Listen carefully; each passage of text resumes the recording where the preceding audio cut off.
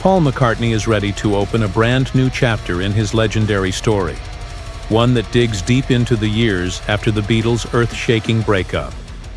His upcoming book, Wings, the story of a band on the run, isn't just another rock memoir. It's a raw, personal look at how one of the most iconic musicians in history faced the impossible task of starting over and ended up proving the world wrong.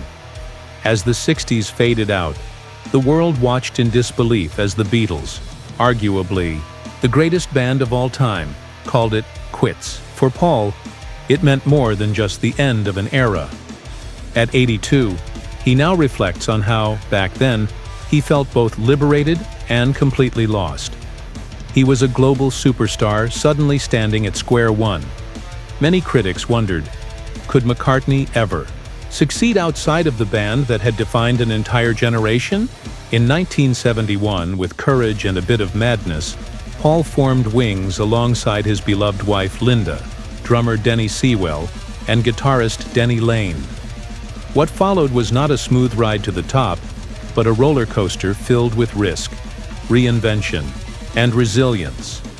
From shaky early performances to globe-trotting tours in a beat-up school bus packed with family, Wings quickly evolved from underdogs into one of the decade's biggest rock bands.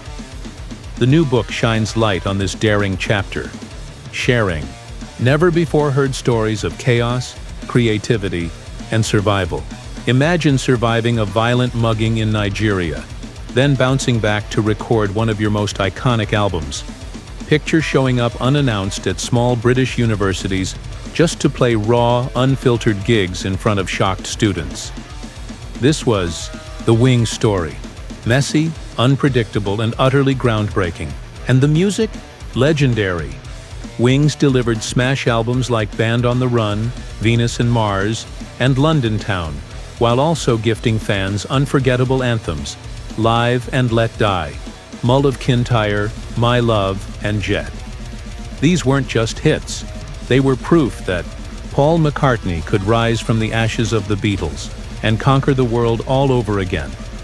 Instead of offering flat reflections, McCartney hooks readers with honesty and emotion. He admits there were times when starting from scratch felt like madness, when he questioned whether he'd made the right choice at all. But as Wings grew stronger, as stadiums filled and records soared to the top of the charts, Paul realized he had created something just as powerful, but different from what came before. We showed the world Wings could fly, he reflects. Packed with over 100 rare black and white and color photographs, many never seen before, this book is more than nostalgia. It's a full re-examination of Wings' place in music history. And it doesn't stop there.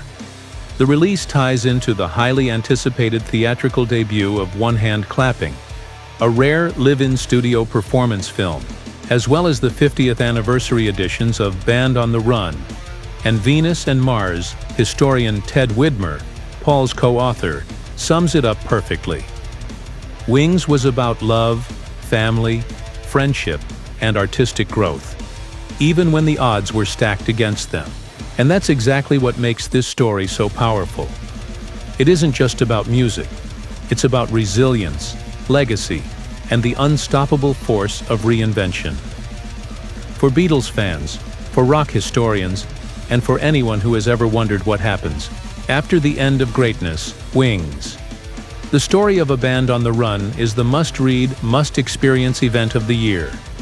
This is Paul McCartney, Unfiltered, reminding us all that sometimes the end of one era is just the spark for something even greater.